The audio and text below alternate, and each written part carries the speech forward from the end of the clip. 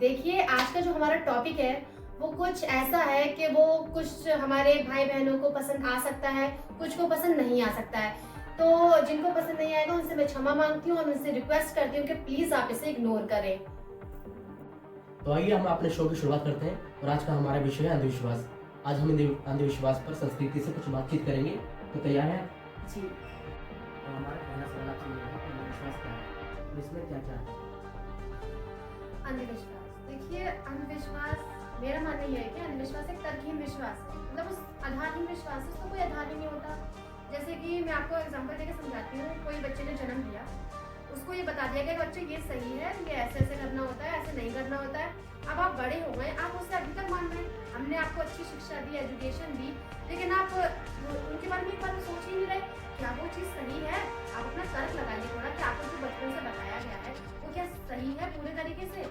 ऐसा तो नहीं है कि आपने कहीं सुनी बातों पे विश्वास कर लिया। और मैं देख रही हूँ आजकल कि लोग सिर्फ कहीं सुनी बातों पे विश्वास करते हैं, तो उन्हें बता दिया गया है कि बिल्ली रास्ता काट रही है तो आप यहाँ से मत गुजरिएगा। तो वो लोग ऐसे ही करते हैं, लेट हो रहा होगा जाने को, लेकिन अरे बिल्ली रास्ता काट गई, बड़ा अपशगुन हो जाएगा, तो वो आने का इंतजार करते हैं, जो भी इसका उपाय करते हैं, फिर वो जाते हैं।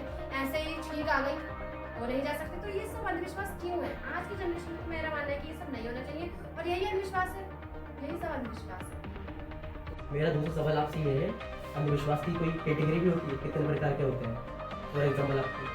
हाँ, कुछ अच्छे अंधविश्वास होते हैं, कुछ बुरे। तो अंधविश्वास को दो प्रकार में बांट सकते हैं हम, एक अच्छा अंधविश्वास और एक बुरा अंधविश्वास। जैसे कि अच्छा अंधविश्वास में आपको ये बताती हूँ, कुछ लोग मानते हैं पेपर देने जा रहे हैं तो दही चीनी खा के जाते हैं कुछ लोग, तो उनकी मान्यता है, तो उनका कॉन्फिडेंस बढ़ जाता है, थोड़ा सा अच्छा हो जाता है। तो अच्छा अंधविश्वास और बुरा अंधविश्वास, दोनों प्रकार के अंधविश्वास इस धरती पर है। तो तीसरा सवाल मेरा आपसे ये था, अंधविश्वास का कारण क्या है? या सिर्फ वो भारत में होता है या बाहर भी होता है? देखिए, मेरा मानना यह है कि जो अंधविश्वास का मुख्य कारण है, वो है आपकी अज्ञानता। ठीक है? तो ये नहीं है कि भारत में ही होगा, कुछ अन्य देशों में भी है। और इसका जो मतलब उद्गम है, वो भी भारत से नहीं हुआ है, कहीं बाहर से ही हुआ है। और जो इसका मुख्य कारण मैंने आपको अज्ञानता बताया, तो जहाँ अज्ञानता होगी वहाँ अंधविश्वास होगा। ठीक है? और दूसरा कारण है डर। इंसान के अंदर डर होता है और उसका थोड़ा स्वार्थ होता है। डर और स्वार्थ तो ऐसे कारण है जिसकी वजह से इंसान अपने आप को रोक ही नहीं पाता, वो अंधविश्वास की ओर बढ़ा चला जाता है। तो एक स्वार्थ हो गया, डर और अज्ञानता। शिक्षा की कमी ही इस अंधविश्वास को पूरा कर सकती है। लेकिन मैं देख रही हूँ कि कुछ लोग शिक्षा पाने के बाद भी इस अंधविश्वास से बाहर नहीं निकल पाते हैं, तो ये बहुत बड़ी कमी है। तो पाखंड और अंधविश्वास में क्या अंतर है? देखिए, अंधविश्वास तो मैंने अभी आपको बताया ही कि लोग मानते हैं बिल्ली रास्ता काट गई, बच्चे को जो बचपन से बताया गया वो ही मान रहा है, आधारहीन बातें, तर्कहीन बातें, ये सब अंधविश्वास है। अब मैं पाखंड को बताना चाहूंगी। देखिए, मान लीजिए किसी ने थोड़ा अपने ज्ञान प्राप्त किया, कुछ सिद्धि प्राप्त कर ली, ठीक है, ज्ञान प्राप्त कर लिया आपने।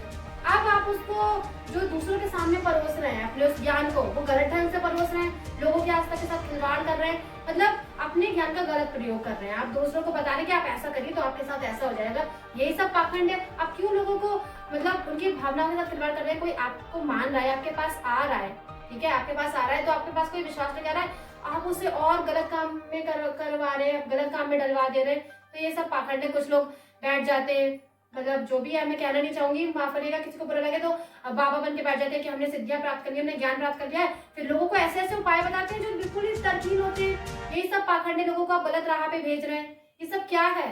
और लोग जा भी रहे हैं।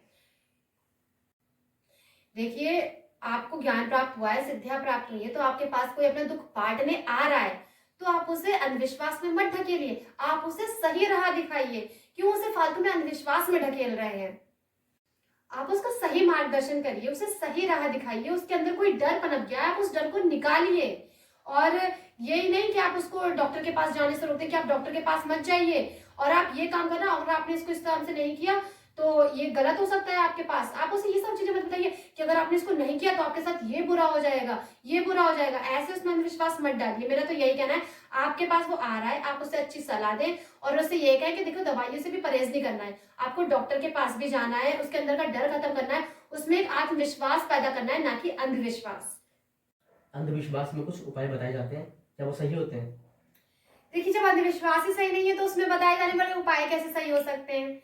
मतलब अंधविश्वास में आपको बता दिया कि देखिए ये एक तावीज है, इसको आपको गले में पहनना है, तो मतलब ऐसा कैसे हो सकता है? अगर आपने कोई चीज गले में पहन ली तो आप उससे सही हो जाएंगे? मान लीजिए पहले आजकल वो मतलब आजकल नहीं, हमेशा से ये विभूति दी जाती है इंसान को लगाने के लिए कि आप इसे अपने शरीर पर लगाइए, आपके सारे रोग निवारण हो जाएंगे। तो देखिए इसका एक ये कारण है कि पहले जो यज्ञ वगैरह होते थे उसमें ना, यज्ञ में बहुत ऐसी ऐसी औषधियां डाली जाती थी जो वाकई में ही अच्छी होती थी और कारगर होती थी, ठीक है। ऐसी विभूतियां वगैरह डाली जाती थी, तो उसकी राख अगर आप मतलब जो विभूति है आप उसे अपने ऊपर लगाएंगे तो शायद उसका कोई इफेक्ट पड़े। लेकिन आजकल क्या है, बबूल जला दिया, वो उपले होते हैं गोबर के कुछ बनाए जाते हैं, उसको जला दिया, उसको आप विभूति के नाम पे दे रहे हो। तो देखिए ये तो गलत है ना, ये तो गलत है। अगर आप विभूति दे रहे हैं तो वही विधियां यज्ञ की अपनाइए जो पहले औषधियां डाली जाती थी। मुझे तो लग रहा है आजकल ना वो औषधियां होंगी, वनों में होंगी भी मान लीजिए, लेकिन लोग उस तक पहुंच नहीं पाते हैं। तो आप बस उपले जला के उसको विभूति के नाम पे दे रहे हैं, तो ये गलत है। माना कुछ लोग देते होंगे औषधियों के नाम पे भी, मैं उनकी भावनाओं के साथ कुछ नहीं कह रही हूँ, लेकिन जो लोग ये इसके नाम पे गलत करते हैं लोगों के साथ, मैं उनसे कह रही हूँ कि आप ऐसा क्यों कर रहे हैं, लोगों में अंधविश्वास क्यों बढ़ा रहे हैं। तो अंधविश्वास कैसे दूर किया जाए? देखिए मैंने भी बताया, अंधविश्वास अज्ञानता से होता है। तो पहले तो आप लोगों को ज्ञानी बनाइए, ठीक है। उनमें शिक्षा एक बहुत, शिक्षा से तो हर कमी इंसान की पूरी होती है, शिक्षित तो जरूर होना चाहिए इंसान को, ठीक है। और मैं ये आपसे पूछना चाहूंगी, आप लोगों से, इसका जो आंसर है वो आप लोग दें कि हम अंधविश्वास को कैसे दूर कर सकते हैं, कैसे। और मैं ये भी कहना चाहूंगी, देखिए लोग मानते हैं कि मान लीजिए देखिए मैं किसी की भावनाओं को ठेस नहीं पहुंचाना चाह रही हूँ, बस इतना कह रही हूँ। लोग ये मानते हैं कि किसी के ऊपर, आपने सुना होगा कि माता आ गई है या कोई भगवान आ गया या देवता आ गया, तो मतलब हमारी भगवान के पता इतनी, हम उन्हें इतना शक्तिशाली मानते हैं, उन्हें इतना ज्ञानी मानते हैं, तो एक मानव का तुच्छ शरीर क्या उनके प्रकोप को झेल सकता है? क्या हमारे ऊपर भगवान आ सकते हैं? हम इतने शक्तिशाली हैं कि हम भगवान को अपने अंदर समा सकते हैं? भगवान हमारे अंदर कैसे आ सकते हैं, ये बताइए आप मुझे। अच्छा, हाथों की रेखाओं के बारे में बताइए। हाँ, आप यही कहना चाह रहे हैं ना कि कुछ लोग हाथों की रेखाएं देख के अपना भविष्य पूछते हैं लोगों से, आए दिन अपने हाथों की रेखाएं दिखाते रहते हैं। मेरा मानना नहीं है, इसमें विश्वास नहीं है। मेरा मानना नहीं है, साइंटिफिक रीजन है कि आपके हाथों की लकीरें हर 3 महीने में चेंज होती हैं। तो जब आपके हाथों की लकीरें हर 3 महीने में चेंज हो रही है, तो वो आपका भविष्य कैसे बता सकती हैं? ये आप खुद ही बताइए, कैसे बता सकती हैं वो? मेरा तो इसमें बिल्कुल भी विश्वास नहीं है। जैसा कि आपने अभी कहा था कि भगवान किसी शरीर पर नहीं आ सकते, मगर मैंने अपनी आंखों से देखा है कई कई दरबारों में कि उनके ऊपर देवी देवता आते हैं और वो बोलते हैं आपकी बीमारी सही करने का दावा करते हैं। तो कहाँ तक सच्चाई है इसमें?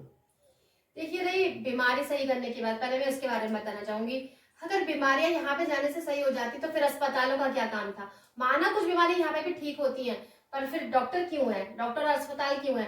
तो आप ऐसा नहीं है कि इनके पास ही जाइए, मतलब अस्पतालों में भी जाइए, डॉक्टर पर भी भरोसा रखिए। डॉक्टर खुद कहते हैं दुआ और दवा दोनों काम करती है। तो पहली बात तो ये है कि मैं नहीं मानती कि ज्यादा बीमारियां वहां पे ठीक होती हैं। चलिए होती भी होगी, वो सब लोगों की श्रद्धा है, होती है, ठीक है। लेकिन और आपने ये जो कहा माता या भगवान, जो भी लोगों के ऊपर कुछ आने लगता है, तो देखिए मान लीजिए आपका मन थोड़ा दुखी है या इसमें मानसिक कोई प्रॉब्लम है, आपको मानसिक कोई प्रॉब्लम है मन से जुड़ी हुई, तो ना ऐसे लोगों के साथ क्या होता है, जब ये किसी भक्ति भरे माहौल में जाते हैं, वहां भजन और आरतियां चल रही होती हैं, तो वो जो म्यूजिक होता है ना, वो म्यूजिक उनके दिमाग पे असर करता है और वो ट्रांस स्टेट हो जाते हैं। जैसे वो ट्रांस स्टेट होते हैं, वो जो भी करना स्टार्ट कर देते हैं, वो उस वजह से कर देते हैं।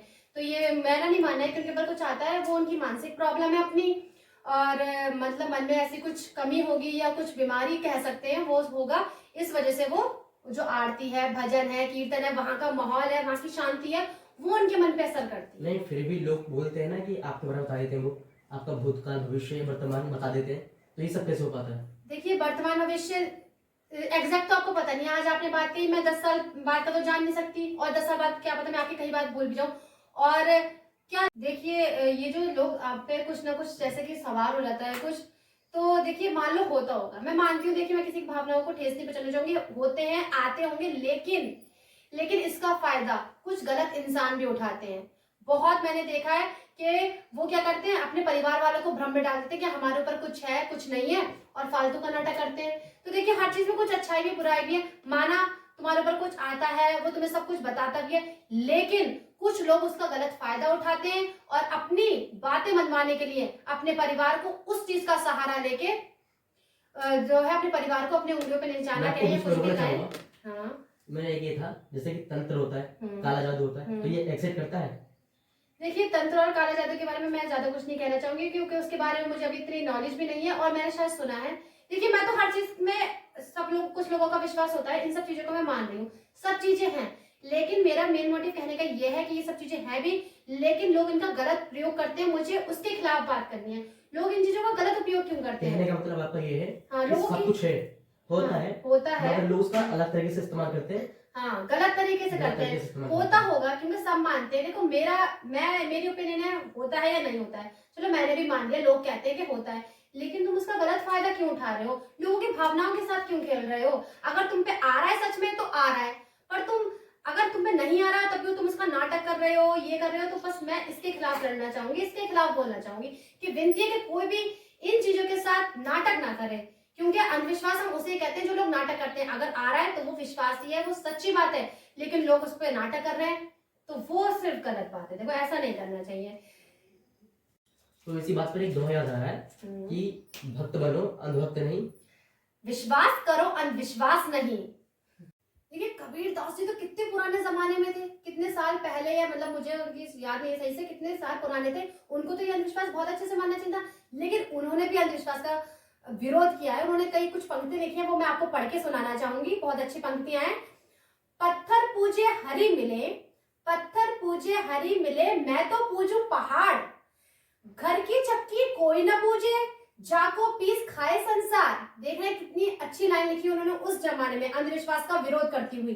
एक लाइन और है, जिंदा बाप कोई न पूजे, जिंदा बाप कोई न पूजे, मरे बाद पुजवाए, मुट्ठी भर चावल लेके कुएं को बाप बनाए। क्या लाइनें हैं, मुझे बहुत पसंद है कंवर जी की हर एक चीज। से एक बात याद आ रही है मुझे, जी। जैसे कि पितृ शुक्ल होता है, लोग पितरों को पूछते हैं और लोग बोलते हैं कि पितर सवार हो गए, पितरों ने हाँ। देखिए मैं बता रही हूँ, पितरों को पूजना है। तो कोई इंसान मर गया तो 13 दिन तक उसके सारे काम करने हैं। आप ये बताइए कि कोई बंदर मर जाता है, कोई जानवर मर जाता है, क्या उसके मरने में भी ये करते हैं? क्या उसकी आत्मा भी भटकती रहती है? तो सिर्फ इंसान के साथ क्यों? इंसान मर रहा है तो तुम इतने कर्म कांड कर रहे हो। ऐसे तो आपके घर का कुत्ता मर जाता है तो आप 13 दिन तक ये सारी विधियां करिए, उनकी आत्मा नहीं होती है क्या? होती है ना उनकी आत्मा। कोई पक्षी मर जाए, कोई जानवर मर जाए, उनकी आत्माएं होती है, तो हमारी भी आत्मा होती है। आत्माएं तो सबकी एक ही है ना, अलग नहीं है। तो जब उनकी आत्मा नहीं भटकती, पूजा पाठ नहीं करा हमने, वो मर गए, हमने पूजा पाठ नहीं करा, उनकी आत्मा नहीं भटक रही, तो हमारी आत्मा क्यों भटकती है? तो इसी के साथ हम आज की बातचीत खत्म करते हैं। आप में से किसी को भी मेरी बातें बुरी लगी हो या आपकी भावनाओं को ठेस पहुंचा हो तो मुझे माफ करिएगा, मेरी बातों को इग्नोर करिएगा। मेरा जो मकसद था वो किसी की भावनाओं को ठेस पहुंचाना नहीं था। तो आगे के आपके कोई सवाल जवाब हो तो आप प्लीज कमेंट बॉक्स में बताइएगा। हाँ, कुछ मैंने गलत कह दिया हो तो आप जरूर मुझे आप कमेंट बॉक्स में आके सुझाव दीजिएगा। मैं आपके सुझावों को मानूंगी, जरूर उन पर काम करूंगी।